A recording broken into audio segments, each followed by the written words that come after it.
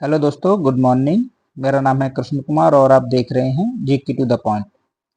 तो दोस्तों, आज की इस वीडियो में हमारा जो टॉप 50 क्वेश्चंस की जो सीरीज है उसमें जीव विज्ञान का ये सेकंड भाग है, जिसमें हम चर्चा कर रहे हैं महत्वपूर्ण प्रश्नोत्तरी। तो आइए स्टार्ट करते हैं सेकंड भाग।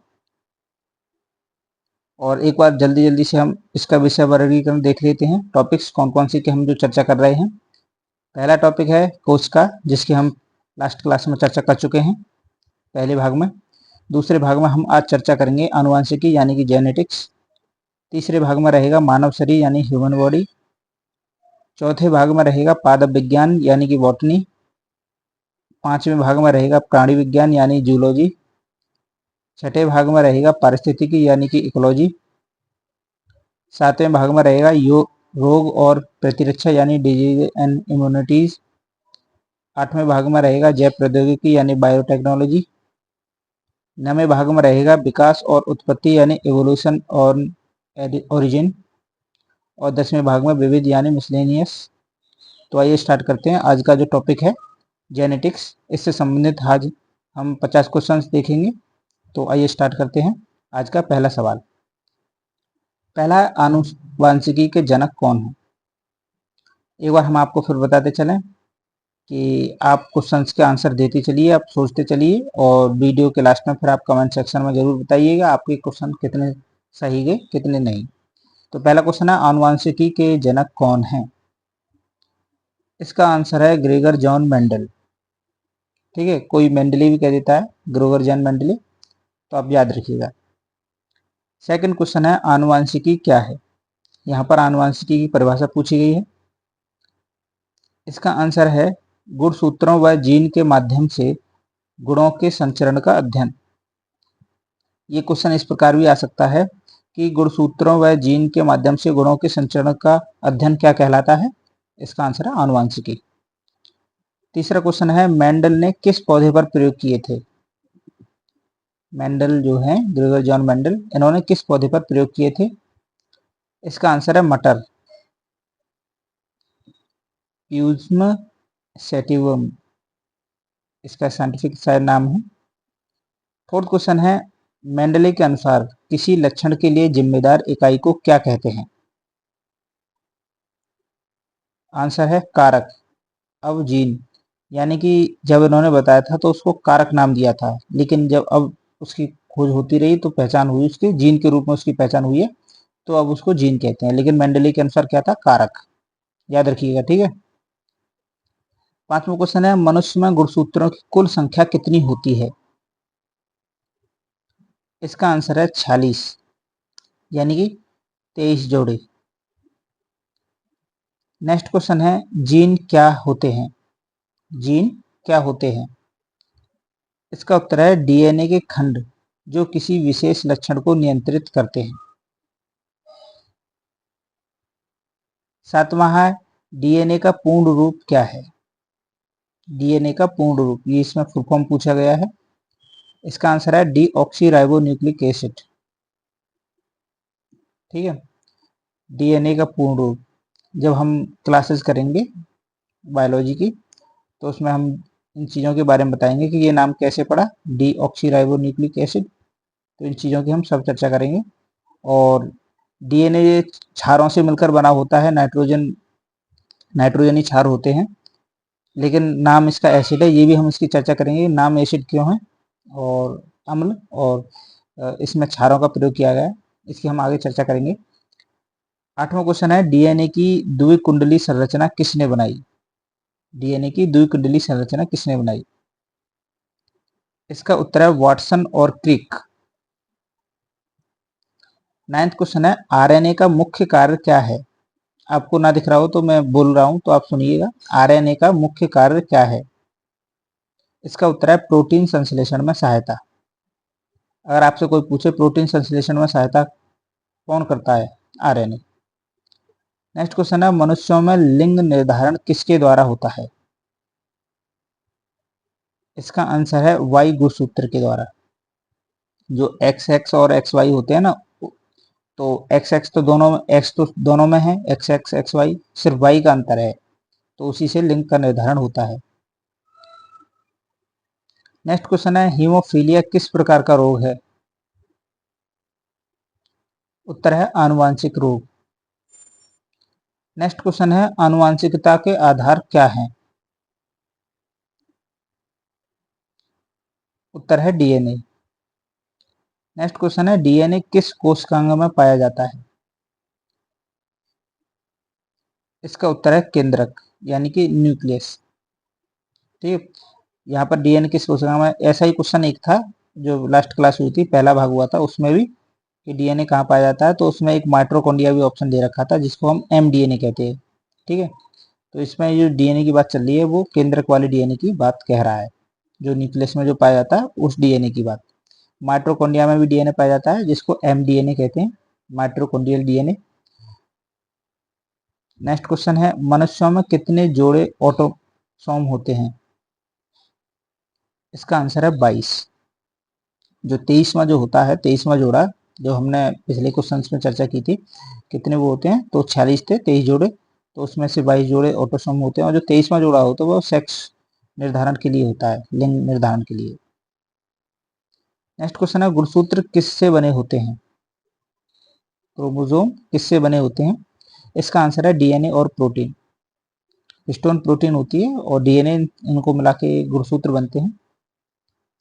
नेक्स्ट क्वेश्चन है, एक जीन कितने एलील से मिलकर बनता है? इसका आंसर है 2, डोमिनेंट और रिसेसिव। नेक्स्ट क्वेश्चन है, हीमोफीलिया का वाहक कौन होता है? इसका आंसर है स्त्री। नेक्स्ट क्वेश्चन है, मानव जीनोम परियोजना कब शुरू हुई थी? मानव जीनोम परियोजना कब शुरू हुई थी? मोस्ट इंपोर्टेंट क्वेश्चन है। इसका आंसर है 1990, 1990 में। नेक्स्ट क्वेश्चन है, जीन इंजीनियरिंग किससे संबंधित है? इसका आंसर है डीएनए में परिवर्तन। नेक्स्ट क्वेश्चन है, डीएनए प्रतिकृति किस प्रक्रिया में होती है? इसका आंसर है कोशिका विभाजन से पहले। 21वां क्वेश्चन, गुणसूत्र का दृश्य स्वरूप क्या कहलाता है? यानी जो दिखाई देता है गुणसूत्र, वो क्या कहलाता है, वो जो स्वरूप है वो क्या कहलाता है? इसका आंसर है कैरियोटाइप। नेक्स्ट क्वेश्चन है, यदि पिता RH पॉजिटिव और माता RH नेगेटिव हो तो क्या हो सकता है? इसका आंसर है शिशु में RH असंगति।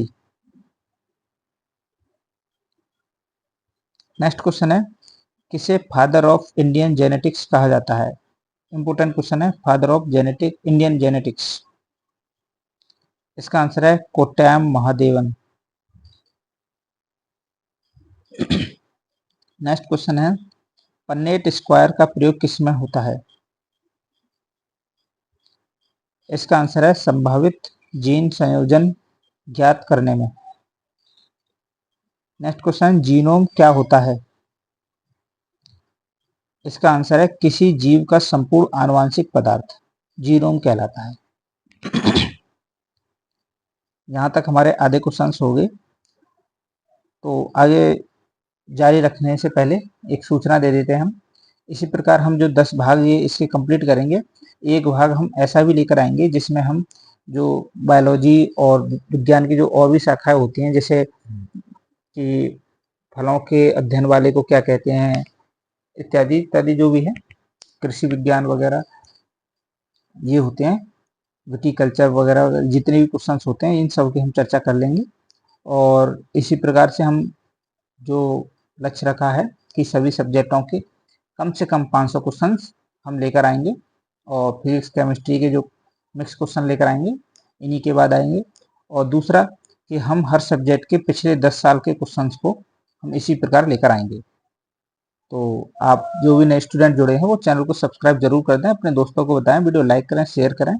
और जितने भी एग्जाम्स हैं, ज़्यादातर चाहे यूपीएससी हो या कोई भी स्टेट कमीशन का एग्जाम हो या एसएससी हो या कोई भी पुलिस एग्जाम हो, रेलवे एग्जाम हो, बैंकिंग, जितने भी क्वेश्चन हैं जिससे भी संबंधित क्वेश्चन एग्जाम में आए हैं, उस सब्जेक्ट वाइज हम उन क्वेश्चनों की भी चर्चा यहाँ पर करेंगे।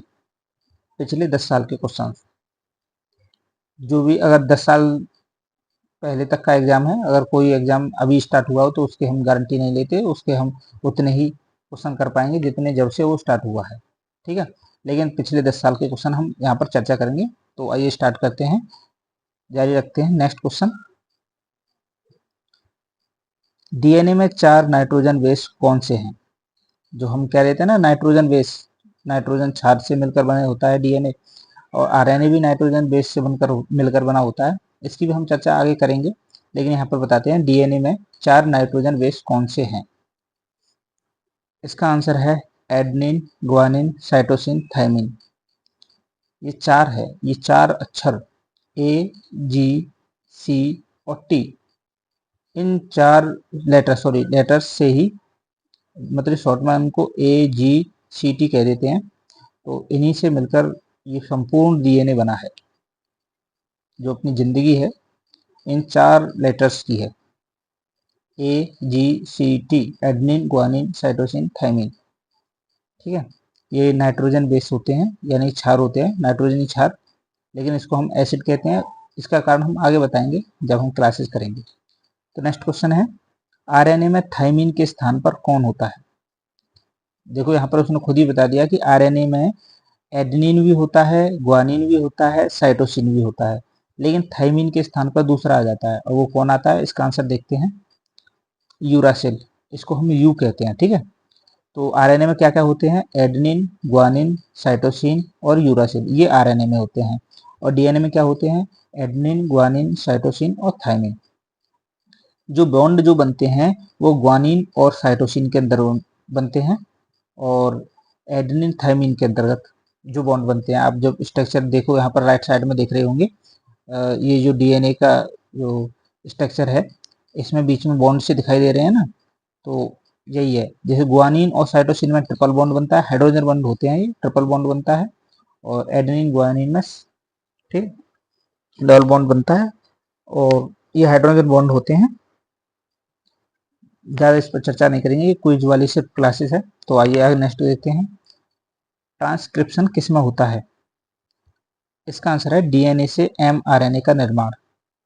ये एमआरएनए का यहाँ पर अर्थ है मैसेंजर आरएनए, ठीक है, मैसेंजर, याद रखिएगा, मैसेंजर आरएनए। नेक्स्ट क्वेश्चन है, ट्रांसलेशन में क्या बनता है? ट्रांसलेशन में क्या बनता है? इसका आंसर है प्रोटीन। ये क्रिया होती है पूरी की, डीएनए सूचना देता है आरएनए को, ये बनाओ, फिर वो ऐसे ऐसे क्रिया होती है, वो हम आगे क्लासेस में चर्चा करेंगे। नेक्स्ट क्वेश्चन है, एलील क्या होता है? एलीली क्या होता है? इसका आंसर है किसी जीन के विभिन्न रूप। नेक्स्ट क्वेश्चन है, होमोजाइगस का अर्थ क्या है? इसका आंसर है दोनों एलीली समान होना। नेक्स्ट है, हेट्रोजाइगस का क्या अर्थ है? अर्थ क्या है? इसका आंसर है दोनों एलीली भिन्न होना। नेक्स्ट क्वेश्चन है, अगर दोनों एलीली रिसेसिव हो तो लक्षण कैसा होगा? इसका आंसर है रिसेसिव। नेक्स्ट क्वेश्चन है, ब्लड ग्रुप किस प्रकार के लक्षण का उदाहरण है? इसका आंसर है मल्टीपल एलील। नेक्स्ट क्वेश्चन है, एबी ब्लड ग्रुप क्या दर्शाता है? एबी ब्लड ग्रुप क्या दर्शाता है? इसका आंसर है सह प्रभाविता, को डोमिनेंस। नेक्स्ट क्वेश्चन है, मोनोहाइब्रिड क्रॉस का अनुपात क्या होता है? जो मोनोहाइब्रिड क्रॉस होता है उसका अनुपात क्या होता है? इसका आंसर है 3:1, फेनोटाइपिक। नेक्स्ट क्वेश्चन है, डिहाइब्रिड क्रॉस का अनुपात क्या होता है? इसका राइट आंसर है 9:3:3:1। नेक्स्ट क्वेश्चन है, मानव में लिंग जोड़े के गुणसूत्र कौन से हैं? इसका आंसर है XX स्त्री में और XY पुरुष में। जो हमने चर्चा की थी ना, लिंग निर्धारण किसके द्वारा होता है? Y के द्वारा। देखो Y इधर आ गया तो ये पुरुष बन गया, अगर Y हट गया तो स्त्री रह जाता है। नेक्स्ट है जीन अनुक्रमण, जीन सीक्वेंसिंग क्या है? इसका आंसर है डीएनए के आधार अनुक्रम की पहचान। नेक्स्ट क्वेश्चन है म्यूटेशन क्या है? इसका आंसर है डीएनए में अचानक परिवर्तन म्यूटेशन कहलाता है। नेक्स्ट क्वेश्चन है म्यूटेशन का कारण क्या हो सकता है? इसका आंसर है रसायन विकिरण। रसायन भी हो सकता है और विकिरण। नेक्स्ट है क्रोमोसोम संख्या में बदलाव को क्या कहते हैं? क्रोमोसोम की जो संख्या में अगर बदलाव होता है तो उसको क्या कहते हैं? इसका आंसर है एनीप्लॉइडी। एनीप्लॉइडी। नेक्स्ट क्वेश्चन है टर्नर सिंड्रोम्स में गुणसूत्र कितने होते हैं? टर्नर सिंड्रोम में गुणसूत्र कितने होते हैं? इसका आंसर है 45। नेक्स्ट क्वेश्चन है जो उसमें दिखा रखा है ना एक्स और आगे शायद 0 दे रखा है, इसका मतलब शायद उसमें जो दूसरा जो होता है ना एक्स वाई, जो एक्स एक्स और एक्स वाई होता है तो साल इसमें इस शुरू में जो एक्स होता है ना वही दे रखा है। नेक्स्ट क्वेश्चन है डाउन सिंड्रोम किस त्रुटि से होता है? इसका आंसर है 21वें गुणसूत्र की त्रिगुणता से। जो 21वां गुणसूत्र होता है उसकी त्रिगुणता के कारण डाउन सिंड्रोम होता है। और टर्नर सिंड्रोम में कितने गुणसूत्र होते हैं? 45। टोटल 46 होते थे लेकिन एक हट गया क्योंकि एक्स लिख रहा है, आगे वाला नहीं लिख रहा है। नेक्स्ट क्वेश्चन है क्लोन किसे कहते हैं? क्लोन। इसका आंसर है आनुवांशिक रूप से समान जीव। फोटोकॉपी जिसे कह देते हैं तो उसको क्लोन कहते हैं। नेक्स्ट क्वेश्चन है पहला क्लोन जानवर कौन था? इसका आंसर है डॉली भेड़। एक डॉली भेड़ थी, वो क्लोन बनाई थी। नेक्स्ट क्वेश्चन है क्रॉसिंग ओवर कब होता है? इसका आंसर है मियोसिस के पैकेज में, प्रोफेज में, सॉरी मियोसिस के प्रोफेज में। नेक्स्ट क्वेश्चन है हाइब्रिड का अर्थ क्या होता है? इसका आंसर है दो भिन्न नस्लों के संक्रमण से उत्पन्न संतति। दो भिन्न नस्लों के संक्रमण से उत्पन्न संतति हाइब्रिड होता है। जैसे कहते हैं ना हाइब्रिड फसल जो होती है वो दो भिन्न बीजों को मिला के एक नई वो बीज किस्म बनाई जाती है। ठीक है। नेक्स्ट क्वेश्चन है जीन बैंक क्या है? इसका आंसर है जीन का संग्रह। और आज का लास्ट क्वेश्चन एपिजेनेटिक्स क्या है? एपिजेनेटिक्स क्या है? इसका आंसर है जीन अभिव्यक्ति का अध्ययन बिना डीएनए अनुक्रम बदले। क्या कहलाता है? एपिजेनेटिक्स। तो बहुत बहुत धन्यवाद। जो नेक्स्ट क्लास रहेगी हमारी वो मानव शरीर ह्यूमन बॉडी के जो ह्यूमन बॉडी के 50 प्रश्नों पर आधारित होगी।